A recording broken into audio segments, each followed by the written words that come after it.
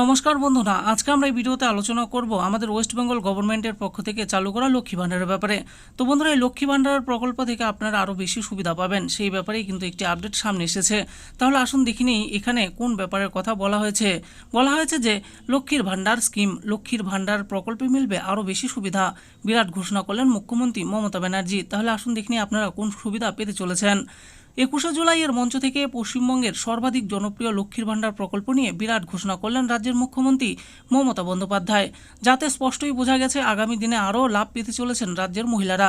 উল্লেখ্য, 2021-এর বিধানসভা ভোটের পর থেকে সারা দেশে এই প্রকল্প সর্বাধিক আলোচিত ও জনপ্রিয়তা অর্জন করেছে। এমনকি এই প্রকল্পের অনুকরণে অন্যান্য একাধিক রাজ্যে ভিন্ন নামে এই ধরনের আর্থিক প্রকল্প চালু করেছে।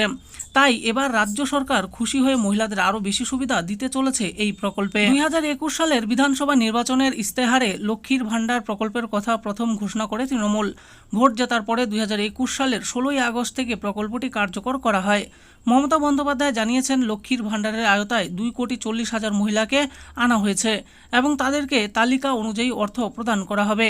আগে সাধারণ ক্যাটাগরির মহিলারা প্রতি মাসে 500 এবং তপশিলি জাতি ও উপজাতির মহিলারা 1,000 টাকা করে পেতেন, তা এখন বাড়িয়ে 1,000 এবং 1,200 করা হয়েছে। তিনি আরও বলেন, যারা লক্ষ্মীর ভাণ্ডারে আবেদন করেছেন কিন্তু এখনও টাকা পাননি, তাদের চিন্তার কোনো কারণ নেই, পুজোর পরেই তারা টাকা পেয়ে যাবেন। তিনি উল্লেখ করেন, লক্ষ্মীর ভাণ্ডার স্কিম প্রকল্পের কিছু অর্থ এখনও বাকি রয়েছে এবং ডিসেম্বর থেকে সরকারের তরফে নতুন আবেদনের কাজ শুরু হবে এবং অনেকেই যারা এখনও আবেদন করার পরও টাকা পেতে দেরি হচ্ছে, তাদের প্রতি মাসে টাকা জমা হচ্ছে, খুব শীঘ্রই টাকা ঢুকতে শুরু করবে। এরপরে দেখুন, বলা হয়েছে বিভিন্ন প্রকল্পে 60,000 কোটি টাকা ব্যয়।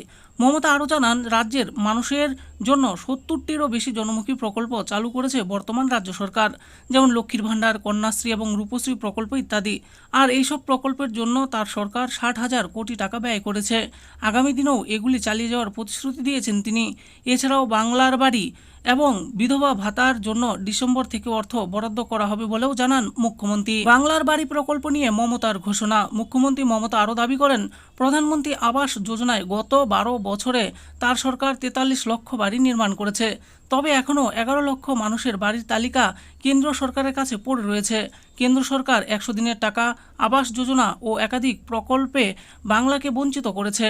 বারবার টাকা চেয়েও টাকা পাওয়া যাচ্ছে না। তাই কেন্দ্রের অপেক্ষায় না থেকে এই বাড়িগুলির জন্য এবার থেকে রাজ্য সরকার 1,20,000 টাকা করে অর্থ বরাদ্দ করার কথা ঘোষণা করেছেন। মমতা বন্দ্যোপাধ্যায়ের এই ঘোষণা তৃণমূলের রাজনৈতিক অগ্রগতিতে একটি গুরুত্বপূর্ণ পদক্ষেপ হিসেবে গণ্য হচ্ছে। লক্ষ্মীর ভাণ্ডার প্রকল্পের মাধ্যমে মহিলাদের অর্থনৈতিক সহায়তা প্রদানের পাশাপাশি এই প্রকল্প তৃণমূল কংগ্রেসের জনপ্রিয়তা বৃদ্ধিতেও গুরুত্বপূর্ণ ভূমিকা পালন করেছে। এছাড়া জল্পনা উঠছে লক্ষ্মীর ভাণ্ডার প্রকল্পের টাকা আবারও বাড়তে পারে, যদিও এই ব্যাপারে সঠিক কোনো তথ্য বা বিবৃতি এখনো মেলেনি। তো বন্ধুরা, দেখে নিলেন আজকে আমরা ভিডিওতে আলোচনা করলাম আমাদের ওয়েস্ট বেঙ্গল গভর্নমেন্টের পক্ষ থেকে লক্ষ্মীর ভাণ্ডার ও আরও নতুন করে 2টি প্রকল্পের ব্যাপারে যে ঘোষণা করা হয়েছে সেই ব্যাপারে। তো সেই ব্যাপারে তিনি কি বলেছেন আমি ভিডিওতে বলে দিয়েছি। আশা করি ভিডিওটি আপনাদের ভালো লেগেছে। আর এই ভিডিওটি যদি আপনাদের ভালো লেগে থাকে তাহলে অবশ্যই একটি লাইক করবেন।